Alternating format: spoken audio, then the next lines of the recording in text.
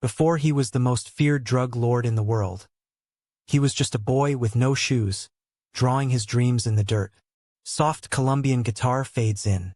A dusty street in 1950s Medellin. Children play soccer.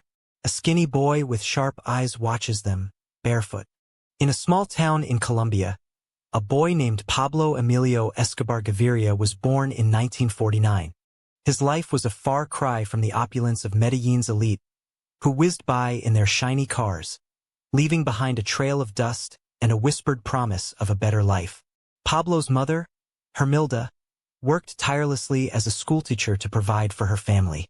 His father, Abel, was a humble farmer, struggling to make ends meet. Yet, despite the challenges they faced, they instilled in Pablo a sense of ambition and self-worth. They encouraged him to reach for the stars, even when it seemed like the sky was painted with the same dull colors as the dusty town. As a young boy, Pablo would often gaze at the wealthy passers-by, his eyes fixed on their luxury and status. He would whisper to his friend, "One day I'll be rich. I'll give my mother everything." It wasn't a boast. It was a cry from the heart of a boy who saw no other way out of poverty.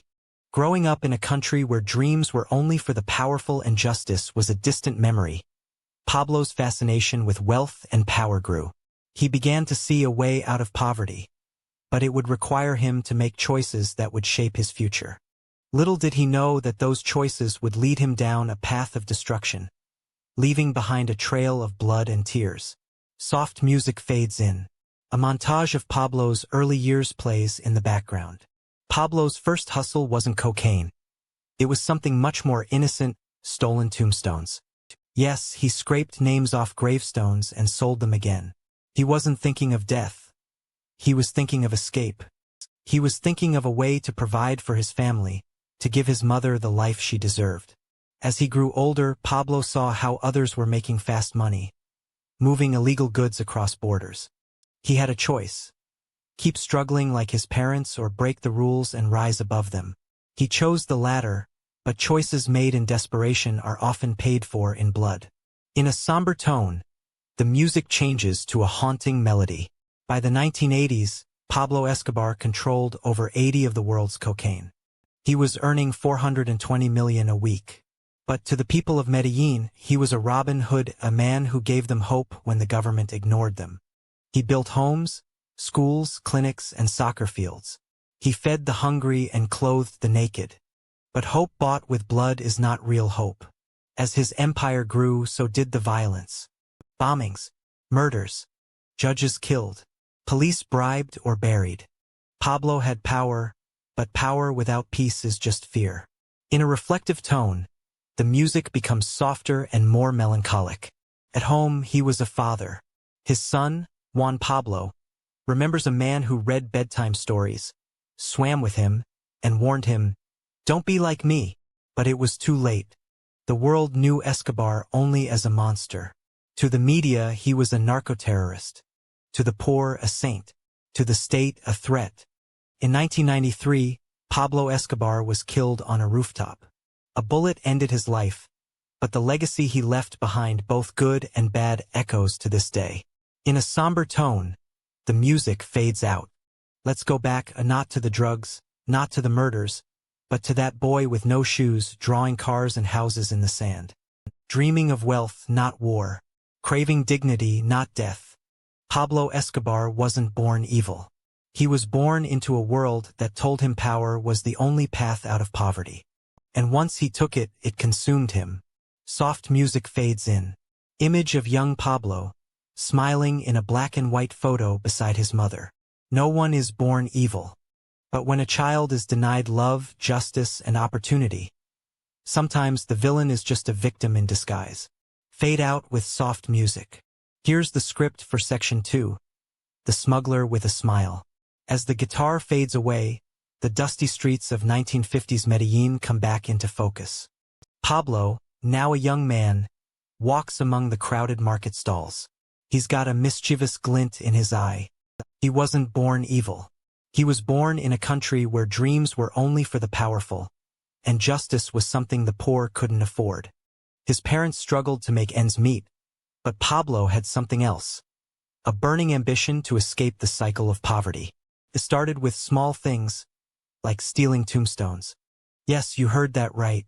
Pablo scraped off names from gravestones and sold them again. It wasn't about death. It was about escape. He wanted to leave his mark on the world, even if it was just by leaving a mark on those tombstones. Pablo's friends thought he was crazy, but he saw an opportunity. He saw how others were making fast money, moving goods across borders, taking risks, and getting rich. Pablo had a choice. Keep struggling like his parents or break the rules and rise above them. He chose the latter. He started small, but he was determined to succeed. And as he made more money, he began to invest in himself. He started taking classes, learning new skills, and networking with people who could help him. But choices made in desperation are often paid for in blood. Pablo's actions had consequences not just for him, but for those around him. His family suffered, his friends were wary, and the law was hot on his tail. Despite the risks, Pablo continued to push forward. He saw the world as a game and he was determined to win. He made friends with other smugglers, learned the ropes, and expanded his operation. And as he grew in power, he began to attract attention from both the law and the underworld. By the time Pablo was in his mid-20s, he was already a player in the game. He had connections, he had cash, and he had a reputation. But he also had a problem. He was starting to lose touch with his roots. He was becoming a man of the streets, but he was forgetting where he came from. As Pablo's empire grew, so did the violence. Bombings, murders, and judges killed, the list went on. And yet, to the people of Medellin, Pablo was a hero. He built homes, schools, and clinics. He gave them hope, and they loved him for it. But hope bought with blood is not real hope. As Pablo's empire continued to grow, so did the violence. The law was closing in on him, and he knew it. He was a fugitive, but he was also a father. He had a son, Juan Pablo, who was growing up fast. Pablo's son remembered a man who read bedtime stories, swam with him, and warned him, "Don't be like me." But it was too late. The world knew Pablo only as a monster. To the media, he was a narco-terrorist. To the poor, a saint. To the state, a threat. Pablo's story is a complex one. A tale of ambition, power, and the devastating consequences of both. He was a man who wanted to escape poverty, but he ended up creating a life of luxury and violence. As we look back on Pablo's life, we see a boy who was desperate to succeed. We see a man who was willing to do whatever it took to make a name for himself. And we see the devastating consequences of his actions. Let's go back, not to the guns, not to the money, but to that boy with no shoes, drawing cars and houses in the sand. Dreaming of wealth, not war. Craving dignity, not death. Pablo Escobar wasn't born evil. He was born into a world that told him power was the only path out of poverty. And once he took it, it consumed him. As we reflect on Pablo's story, we're left with a question. What would have happened if he had chosen a different path? If he had pursued his dreams with integrity, with compassion, and with a sense of justice? We'll never know the answer to that question, but we do know this: no one is born evil. But when a child is denied love, justice, and opportunity, sometimes the villain is just a victim in disguise. Chapter 3. The king of cocaine. By the 1980s, Pablo Escobar controlled over 80 of the world's cocaine.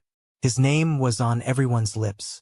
The media portrayed him as a ruthless kingpin, but to the people of Medellin, he was a mysterious figure, a Robin Hood in a world of chaos. Pablo's empire was built on the backs of those who were desperate, those who felt abandoned by their government. He gave them hope, jobs, and a sense of security.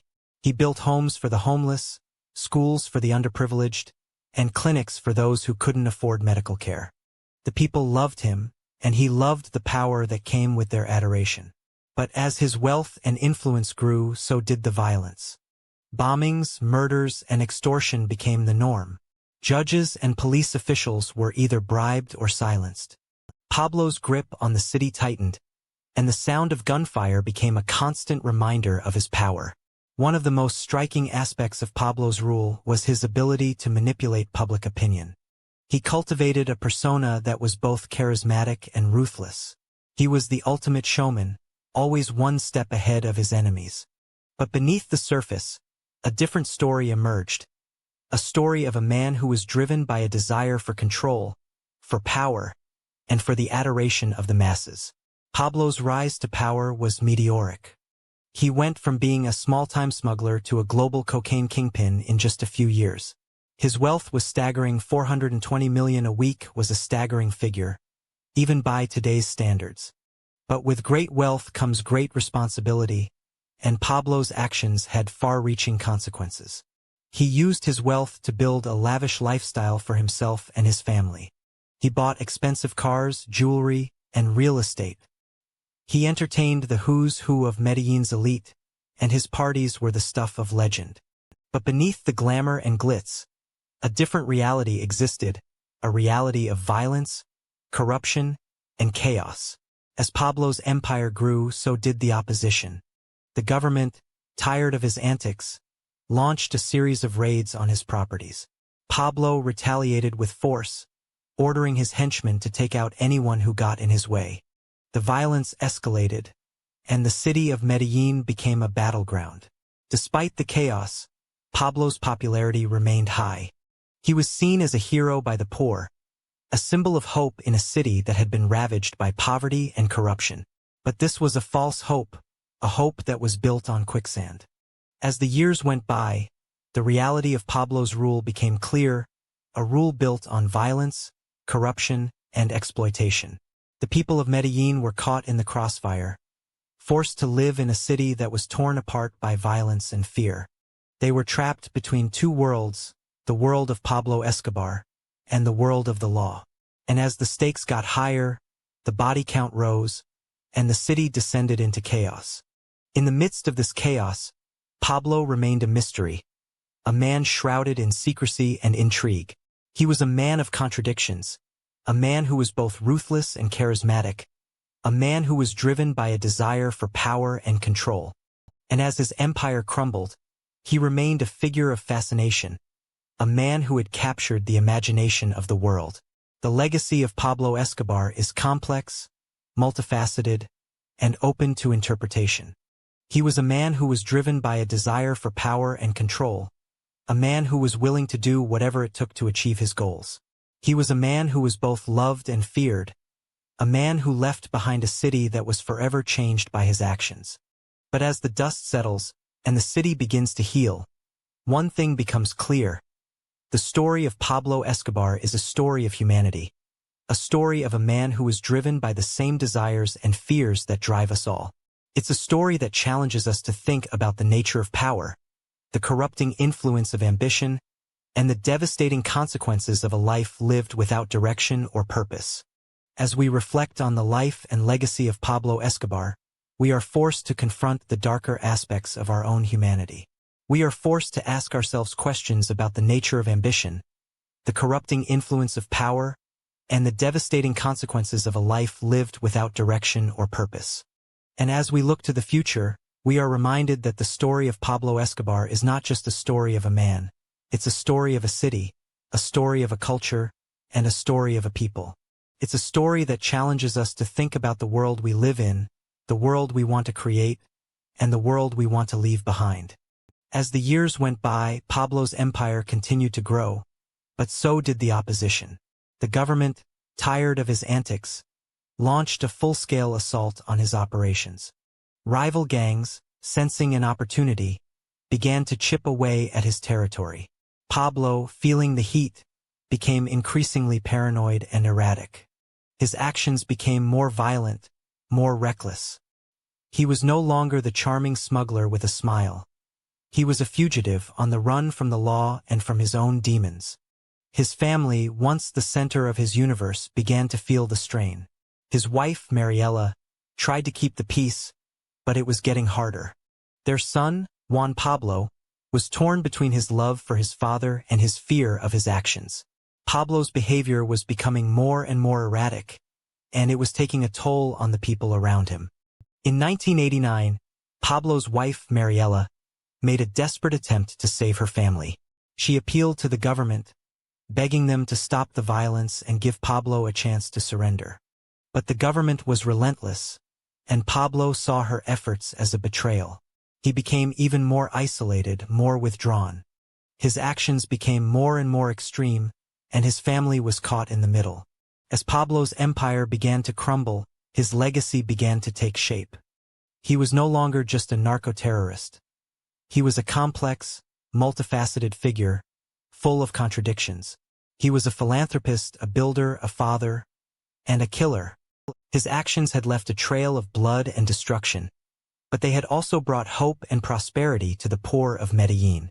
The people of Colombia would remember Pablo Escobar as a hero, a villain, and a symbol of the country's deep-seated problems. He was a product of a system that had failed him, a system that had denied him love, justice, and opportunity. He was a victim, but he was also a perpetrator. His story was a cautionary tale, a reminder of the dangers of ambition without direction, of the devastating consequences of a life lived in the shadows. As the years went by, Pablo's legend would grow, but his family would never forget the man he once was, the man he could have been. They would remember the father, the fugitive, the complex, multifaceted figure who had left an indelible mark on their lives and on the world. Let's go back. Not to the drugs, not to the murders, but to that boy with no shoes, drawing cars and houses in the sand. Dreaming of wealth, not war. Craving dignity, not death. Pablo Escobar wasn't born evil. He was born in a world where dreams were only for the powerful, and justice was something the poor couldn't afford. Growing up in Envigado, Colombia, Pablo's reality was far from idyllic. His father, a farmer, struggled to make ends meet, and Pablo's mother, a schoolteacher, worked tirelessly to provide for her family. Nights without food were a harsh reality, but Pablo's imagination knew no bounds. He spent hours watching men drive by in shiny cars, his eyes fixed on the wheels, the chrome, and the leather. He'd whisper to his friend, "One day, I'll be rich. I'll give my mother everything." In Pablo's world, the streets were his playground, and the people were his role models. He saw how others made quick money, moving goods across borders, and he knew he had a choice. Keep struggling like his parents or break the rules and rise above them. He chose the latter, but little did he know that the path he chose would lead him down a road of blood and tears. Pablo's first hustle wasn't cocaine. It was stolen tombstones. He scraped names off gravestones and sold them again. It wasn't about death. It was about escape. He was thinking of a better life, a life where he wouldn't have to live in poverty.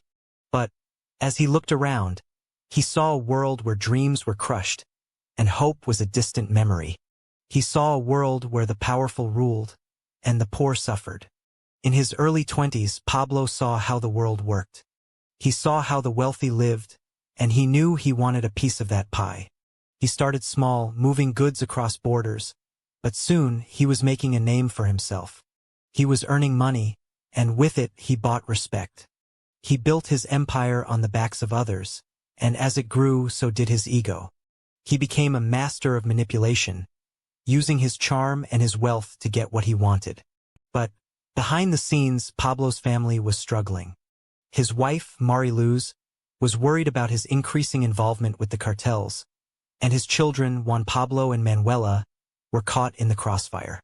They saw the good and the bad, the wealth and the violence. They saw a father who was torn between his love for them and his love for the power and the status that came with it. As Pablo's empire grew, so did the violence. Bombings, murders, and corruption became the norm. He was a king, but a king without a heart.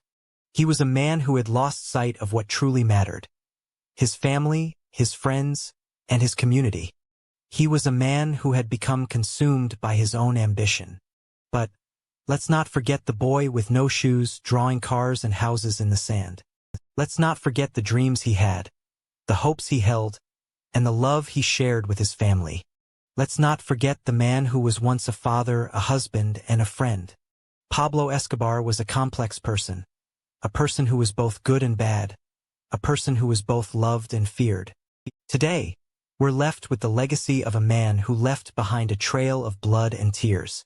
We're left with the memories of a family torn apart, a community devastated, and a country forever changed. But we're also left with the question, what could have been? What if Pablo had chosen a different path? What if he had put his family first, his community first, and his country first? We'll never know the answer, but as the curtain closes on Pablo Escobar's life, it's hard not to wonder. What if? What if he had been given the love, justice, and opportunity that every child deserves? Would he have become a different person? Would he have made different choices? Pablo's story is a complex tapestry of both positive and negative aspects, a testament to the power of human resilience and the devastating consequences of a life without direction. From the dusty streets of Medellin to the heights of his cocaine empire, Pablo's journey was marked by moments of kindness and cruelty, of ambition and destruction. One of the most striking aspects of Pablo's story is the way in which his environment shaped his choices and actions. Born into poverty, he saw the powerful as the only ones worthy of success and respect. He was taught that the only way to escape his circumstances was to break the rules and seize power for himself. But what about the children who are born into poverty today? What about the ones who are denied love, justice, and opportunity? Are they doomed to follow in Pablo's footsteps? Or can we do better? Can we provide them with the support and resources they need to build a better future for themselves? Empathy and understanding are essential in navigating the complexities of human behavior. By looking beyond the headlines and the stereotypes, we can see the humanity in even the most flawed individuals. We can see the pain and the desperation that drives people to make choices that might seem inexplicable to us. As we reflect on Pablo's story, let's not forget that it's a warning, not a justification. It's a reminder that ambition without direction can turn into destruction, and that the choices we make have consequences that ripple far beyond our own lives. So what can we do? We can start by recognizing that every person is a complex and multifaceted individual, deserving of love, justice, and opportunity. We can start by listening to their stories, by understanding their struggles, and by providing them with the support and resources they need to build a better future. Let's not be satisfied with simplistic explanations or easy answers. Let's dig deeper, and let's keep asking questions. What drives people to make the choices they do? What are the root causes of poverty and inequality? How can we work together to create a more just and compassionate world? By doing so, we can create a world where every child has a chance to succeed, where every person has a chance to thrive. A world where love, justice, and opportunity are within reach for all.